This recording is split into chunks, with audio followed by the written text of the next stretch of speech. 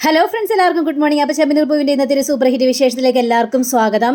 അങ്ങനെ നമ്മുടെ സച്ചി രേവതി പറഞ്ഞ കാര്യങ്ങളെക്കുറിച്ച് ആലോചിക്കുകയാണ്. കാരണം സച്ചിയുടെ വണ്ടി കയറിയ ആ ഒരു സ്ത്രീയെ തൻ്റെ ജീവിതത്തിലെ ആ കഥ പറയുക. അപ്പോൾ ഓർത്തു നോക്കിക്കഴിഞ്ഞപ്പോഴേക്കും രേവതി പറഞ്ഞ ആ ഒരു സിറ്റുവേഷൻ തന്നെയാണ് നമ്മുടെ സച്ചിക്കും ഓർമ്മ വരുന്നത്. അപ്പോൾ സച്ചി രേവതിയോട് പറയുകയാണ്, ഞാൻ പറഞ്ഞ വാക്ക് നീ കേട്ടില്ല, നിൻ്റെ അനിയനോട് സംസാരിക്കരുതെന്നും നിൻ്റെ അനിയൻ്റെ ആ ഫംഗ്ഷന് പോകരുതെന്നും പറഞ്ഞിട്ട് നീ അത് കേട്ടില്ല. നീ കേൾക്കാതെ എൻ്റെ വാക്ക് ധിക്കരിച്ചുകൊണ്ട് പോയില്ലേ, അതുകൊണ്ട് ഇനി എൻ്റെ കാര്യത്തിൽ ഇടപെടാൻ നിൽക്കേണ്ടതെന്ന് പറഞ്ഞുകൊണ്ട് സച്ചി അവിടെ നിന്ന് പിണങ്ങിപ്പോയ കാര്യങ്ങൾ മുഴുവനും ആലോചിക്കുക. അതെല്ലാം ആലോചിച്ച് കഴിഞ്ഞപ്പോഴേക്കും സച്ചിക്ക് ഭയങ്കര സങ്കടം തോന്നുകയാണ്. അപ്പോൾ ഈ പെണ്ണാണെങ്കിൽ കരഞ്ഞിങ്ങനെ പറയുകയാണ്, ചേട്ടനൊന്ന് ആലോചിച്ച് നോക്കിക്കണ്ടേ, ദേ എൻ്റെ ചേട്ടനാണ് എന്നെ വളർത്തിയത്, അച്ഛനില്ലാതെ എന്നെ ഒരുപാട് കഷ്ടപ്പെട്ട എൻ്റെ ചേട്ടൻ എന്നെ വളർത്തിയത്. എന്നിട്ട് ഞാൻ ചേട്ടനോട് കാണിക്കുന്നത് ദുഷ്ടത്തരമല്ലേ? എൻ്റെ ഭർത്താവ് എൻ്റെ ചേട്ടനെ കാണണ്ടായെന്ന് പറഞ്ഞാൽ പോലും എനിക്ക് കാണാതിരിക്കാനായിട്ട് പറ്റുമോ? എൻ്റെ ചേട്ടൻ മെഡിക്കൽ കോളേജിൽ വളരെ ഗുരുതരാവസ്ഥയിലാണ്, ആ ചേട്ടൻ എനിക്ക് കാണാതിരിക്കാനായിട്ട് പറ്റുമോ എന്നും പറഞ്ഞുകൊണ്ട് ഭയങ്കര കരച്ചിലായി പെണ്ണ്. ഇതൊക്കെ കേട്ട് കഴിഞ്ഞപ്പോഴേക്കും സച്ചിക്കും ഭയങ്കര സങ്കടം തോന്നുകയാണ്. ചേട്ടൻ കല്യാണം കഴിച്ചതാണോ എന്ന് ചോദിച്ചപ്പോഴേക്കും അതെ, ഞാൻ കല്യാണം കഴിച്ചാണ്. എന്നാലേ ചേട്ടൻ കല്യാണം കഴിച്ച ആ പെണ്ണ് ഭാഗ്യവതിയാ, കാരണം ചേട്ടൻ ഇങ്ങനെയൊന്നും പറയില്ലല്ലോ, അതുകൊണ്ടല്ലേ എൻ്റെ സങ്കടങ്ങളെല്ലാം ചേട്ടൻ കേട്ടിരുന്നത്. എനിക്ക് മനസ്സിലായി ഏട്ടാ, എൻ്റെ സങ്കടങ്ങളെല്ലാം കേട്ടിരുന്ന ചേട്ടൻ്റെ ഭാര്യയുടെ സങ്കടങ്ങൾ ചേട്ടൻ കേട്ടിരിക്കും, അത് ഉറപ്പുള്ള കാര്യം തന്നെയാണ്. ചേട്ടൻ അതെ, എൻ്റെ ഭർത്താവ് ഇതൊക്കെ അറിഞ്ഞു കഴിഞ്ഞാൽ എന്നെ ശരിക്കും വഴക്ക് പറയും. അയ്യോ, അപ്പോൾ ഭർത്താവ് അറിഞ്ഞു കഴിഞ്ഞാൽ നിങ്ങൾ ശരിയാക്കൂലേ? ശരിയാക്കിക്കോട്ടെ. ഇനി എത്ര നാളെന്ന് വിചാരിച്ച് സഹിച്ചിരിക്കുന്നത്? എത്ര വർഷമായിന്നറിയാവോ എൻ്റെ ചേട്ടനുമായിട്ട് എൻ്റെ ഭർത്താവ് പിണങ്ങി ജീവിക്കുന്നു, എന്നെ പോലും കാണാൻ അനുവദിക്കുന്നില്ല. അങ്ങനെ എൻ്റെ കൂടപ്പറപ്പിനെ എനിക്ക് മറക്കാനായിട്ട് പറ്റുമോ, വെറുക്കാനായിട്ട് പറ്റുമോ? എൻ്റെ ചേട്ടൻ എന്നോട് ഒരു ദ്രോഹം ചെയ്തിട്ടില്ല. അപ്പോൾ എൻ്റെ ചേട്ടനെ പോലും കാണാൻ അനുവദിച്ചില്ലെങ്കിൽ പിന്നെ എന്തൊരു ജീവിതമാണ് എൻ്റെ? ഒന്ന് ആലോചിച്ച് നോക്ക് എന്നൊക്കെ പറഞ്ഞുകൊണ്ട് നമ്മുടെ ഈ സ്ത്രീ ഭയങ്കരമായിട്ട് കരയുമ്പോൾ രേവതി പറഞ്ഞ മറ്റൊരു കാര്യം കൂടെ ആലോചിക്കുകയാണ്. അതിന് മാത്രം തെറ്റ് ഞാൻ എന്ത് ചെയ്ത് സച്ചേട്ടാ? എൻ്റെ അനിയനെ വളർത്തിയത് ഞാനല്ലേ? അവൻ അച്ഛനില്ലാത്ത അവനെ ഒരു കഷ്ടപ്പാടും കൂടെ വളർത്താതെ ഞാനല്ലേ വളർത്തിയത്. അപ്പോൾ അവൻ്റെ ഒരു നല്ലൊരു കാര്യം വരുമ്പോൾ ഞാൻ പോകണ്ടേ? ഞാൻ പോയില്ലെങ്കിൽ അവന് സങ്കടമാവില്ലേ? അമ്മയുടെ സ്ഥാനത്തല്ലേ അവൻ എന്നെ കാണുന്നത് എന്ന് രേവതി പറഞ്ഞ കാര്യങ്ങളും സച്ചി ആലോചിച്ച് കഴിഞ്ഞപ്പോഴേക്കും സച്ചിക്ക് ഭയങ്കര സങ്കടം തോന്നുകയാണ്. അങ്ങനെ ആ സ്ത്രീയെ ഇറക്കേണ്ട സ്ഥലത്തൊക്കെ ഇറക്കുക. അങ്ങനെ നമ്മുടെ സച്ചി സ്റ്റാൻഡിൽ പോയിരുന്ന് ഇങ്ങനെ ഓരോ കാര്യങ്ങൾ ഇങ്ങനെ ആലോചിക്കുമ്പോൾ ഈച്ച വന്നിട്ട്, എടാ സച്ചി, നീ കുറേ നേരം ആയാലും ആലോചിക്കുന്നു, അല്ലെങ്കിലും നീ രേവതിയോട് പിണങ്ങി കഴിഞ്ഞിട്ടുണ്ടെങ്കിൽ ഇങ്ങനെയാണ്, എപ്പോഴും എന്തെങ്കിലുമൊക്കെ ചിന്തിച്ചുകൊണ്ടിരിക്കും. പിന്നെ എന്തിനാണ് പിണങ്ങാൻ നിൽക്കുന്നത്? അതൊന്നും അല്ലടാ, ഇന്നേ എൻ്റെ വണ്ടിയിൽ ഒരു സ്ത്രീ കയറിയായിരുന്നു, അവരുടെ ജീവിതത്തിൽ ചില കാര്യങ്ങളൊക്കെ പറഞ്ഞു. അതൊക്കെ കേട്ട് കഴിഞ്ഞപ്പോഴേക്കുമേ രേവതിയോട് ഞാൻ വഴക്കിട്ട അതേ സംഭവം തന്നെ. കാരണം ആ പെണ്ണ് പറഞ്ഞത് ആ പെണ്ണിൻ്റെ ഏട്ടനോട് അതിൻ്റെ ഭർത്താവ് മിണ്ടണ്ട എന്ന് പറഞ്ഞു അത്രേ. ഇപ്പോൾ ഏട്ടനാണെങ്കിലും മെഡിക്കൽ കോളേജിലാണ്.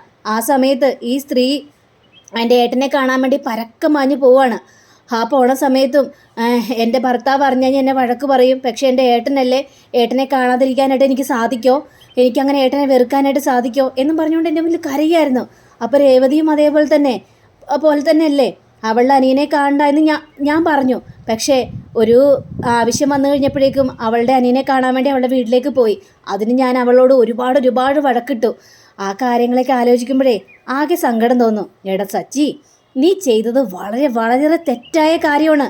എപ്പോഴെങ്കിലും നിന്റെ ചേട്ടനോട് മിണ്ടണ്ടെന്ന് അവൾ പറഞ്ഞിട്ടുണ്ടോ? അങ്ങനെ പറയാനുള്ള അധികാരം അവൾക്കുണ്ട്.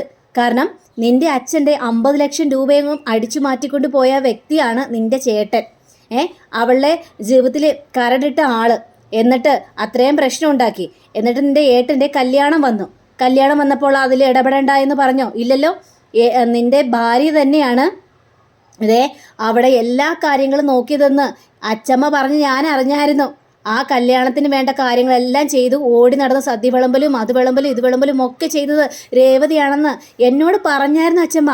ആ ഒരു സ്ഥിതിക്ക് രേവതിയുടെ മനസ്സ് വെച്ചാണെങ്കിൽ നീയൊക്കെ പുണ്യവാനാണ്. കാരണം എന്താണെന്നറിയാവോ? രേവതി നിന്റെ ഏട്ടനോട് മിണ്ടണ്ടെന്ന് പറഞ്ഞിരുന്നെങ്കിലോ?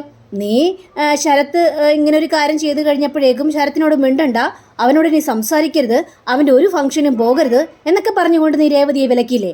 എപ്പോഴെങ്കിലും രേവതി അങ്ങനെ സംസാരിച്ചിട്ടുണ്ടോ? നിന്റെ അമ്മ എത്ര മാത്രം രേവതിയെ ഉപദ്രവിച്ചിട്ടുണ്ട്.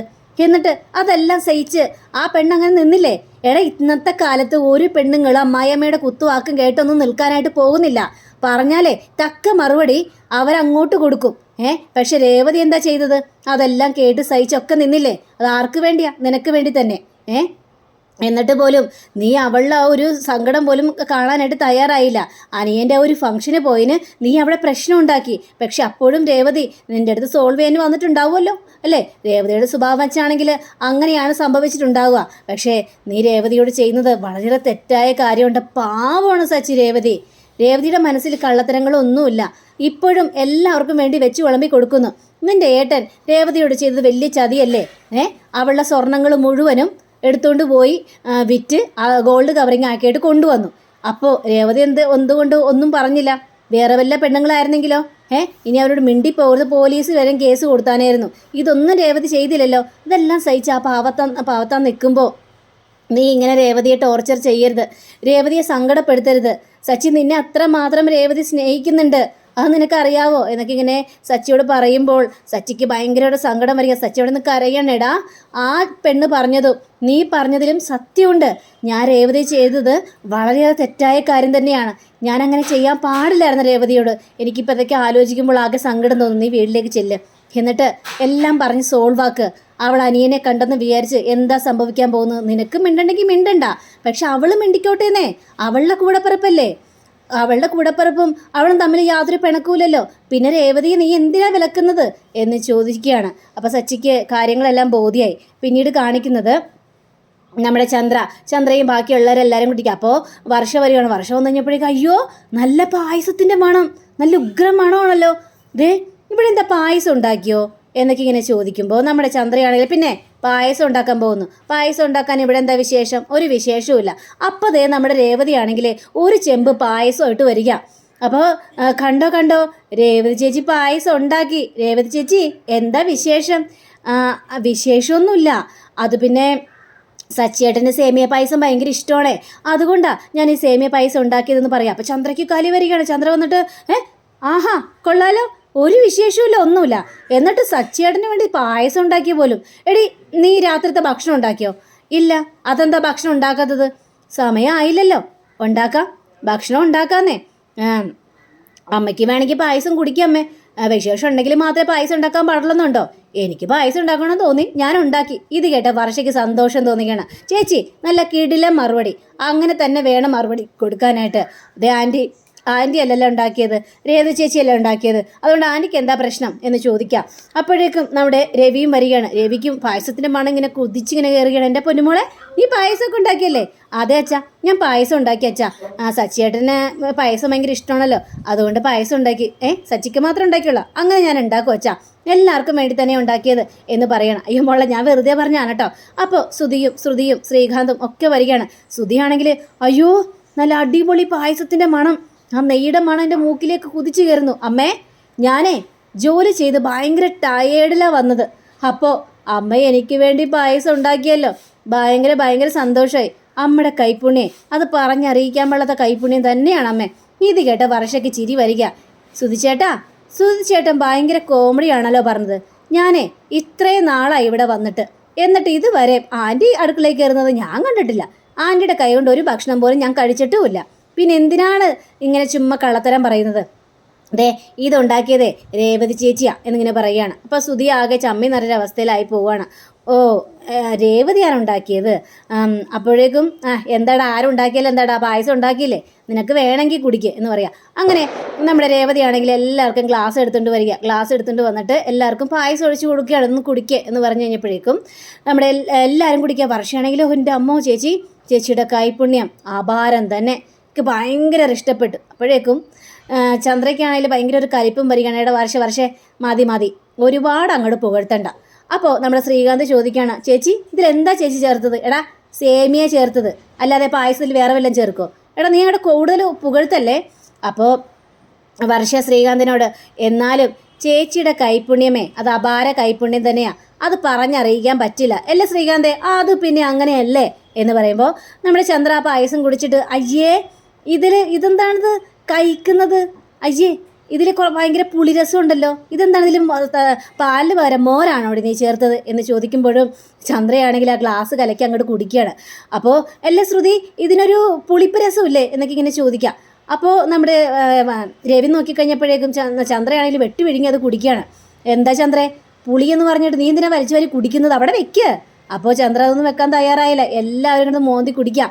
അപ്പോൾ നമ്മുടെ ചന്ദ്ര മനസ്സ് ചിന്തിക്കുകയാണ്, ഏതായാലും സച്ചിക്ക് വേണ്ടിയല്ലേ ഇവളുണ്ടാക്കിയത്, സച്ചിയുടെ പിണക്കം മാറ്റാനായിരിക്കും. അങ്ങനെ ഇപ്പം പിണക്കം മാറ്റുന്ന എനിക്കൊന്ന് കാണണമല്ലോ. ഈ പായസം മുഴുവനും കുടിച്ച് തീർക്കണം. എന്നിട്ട് സച്ചിക്ക് ഒരു തുള്ളി ബാക്കി പോലും വെക്കരുത്. അവൻ വരുമ്പോഴത്തേക്ക് എനിക്ക് പായസം ഇല്ലെന്നും പറഞ്ഞുകൊണ്ട് വീണ്ടും ഉടക്കമുണ്ടാക്കും. അങ്ങനെ വേണമല്ലോ എന്നും വിചാരിക്കുകയാണ് നമ്മുടെ ചന്ദ്ര. അങ്ങനെ ചന്ദ്ര പറയാ, എനിക്കൊരു ഗ്ലാസും കൂടി ഒഴിച്ചേ. നിനക്കൊരു ഗ്ലാസും കൂടി വേണോ? അപ്പം നീ കുറച്ചും മുമ്പല്ലേ പറഞ്ഞത് പുളിയാണെന്ന്. പിന്നെ എന്തിനാ ചന്ദ്ര നിനക്ക് ഒരു ഗ്ലാസ് പായസം കൂടി? എന്താ ചന്ദ്ര ഇത്? ഒന്ന് പോരെ വീട്ടാ എന്നിങ്ങനെ സംസാരിക്കാം. എടാ ശ്രുതി കുറച്ചും കൂടി കുടിക്ക്. മോളെ ശ്രുതി കുടിക്ക്, വർഷ കുടിക്ക്, അങ്ങനെ ശ്രീകാന്ത് എല്ലാവരും കുടിക്ക് എന്ന് പറഞ്ഞുകൊണ്ട് ഇങ്ങനെ കുടിക്കുമ്പോൾ നമ്മുടെ ചന്ദ്ര ഒരു കുന്നു കുടിച്ചു കഴിഞ്ഞപ്പോഴേക്കും, ചന്ദ്രേ ഇങ്ങനെ കുടിക്കല്ലേ, നീ വല്ല ഹോസ്പിറ്റലാകും, ഓർക്കുന്നില്ലേ? പണ്ട് നീ കക്കൂസേന്ന് ഇറങ്ങാതിരുന്നത് കാര്യം ഓർക്കുന്നില്ലേ? അതേപോലെ നിനക്ക് വല്ല പ്രശ്നവും വരും എന്നൊക്കെയാണ് പറയുക. പക്ഷേ രവി പറയുന്നൊന്നും കേൾക്കാതെ ചന്ദ്ര ഏമ്പക്കം വിട്ടിങ്ങനെ ഇരിക്കുകയാണ്. അപ്പോൾ എല്ലാവരും കുടിച്ചു കഴിഞ്ഞിട്ട് അപ്പോൾ നമ്മുടെ ശ്രുതിയാണെങ്കിൽ എൻ്റെ ദൈവമേ വയറൊക്കെ ഫുള്ളായി, ഇപ്പം നന്നായിട്ട് കിടന്ന് ഉറങ്ങണം, അയ്യോ പൊളിച്ചു തകട്ടി വരുന്നു, ഇല്ല പുളിയായതുകൊണ്ടാണ് പൊളിച്ചു തകട്ടി വരുന്നത്, ഞാൻ കിടന്ന് ഉറങ്ങാൻ പോകട്ടെ ശ്രുതി, പക്ഷെ എന്നാലും കുറച്ച് കഴിയുമ്പോൾ വിളിക്കണം, രാത്രിത്തെ ഫുഡ് കഴിച്ചിട്ടില്ല കേട്ടല്ലോ എന്നും പറഞ്ഞ് നമ്മുടെ ശ്രുതിയും ബാക്കി എല്ലാവരും എണീറ്റ് പോവുകയാണ്. അപ്പോൾ വർഷം നോക്കി കഴിഞ്ഞപ്പോഴേക്കും പായസം മുഴുവനും കാലിയായി. അയ്യോ ചേച്ചി പായസം കാലിയായല്ലോ ചേച്ചി, അയ്യോ സച്ചിയേട്ടന് പായസം ഇല്ലല്ലോ. അപ്പോൾ ശ്രീകാന്ത് ചേട്ടത്തി പായസം മാറ്റി വെച്ചിട്ടുണ്ടാവും. അങ്ങനെ ഒരു സ്വഭാവക്കാരി അല്ലല്ലോ രേവതി ചേച്ചി, അങ്ങനെ പായസം മാറ്റി വെച്ചിട്ടുണ്ടാവില്ല. ഇനി എന്ത് ചെയ്യും ചേച്ചി, ഇത് കഷ്ടമായി പോലെ, ഞാൻ പായസം ഓർഡർ ചെയ്യണം. വർഷേ അതൊന്നും വേണ്ട വർഷേ, നിങ്ങൾ പൊയ്ക്കോ എന്ന് പറഞ്ഞ് അവരങ്ങോട്ട് പോവാണ്.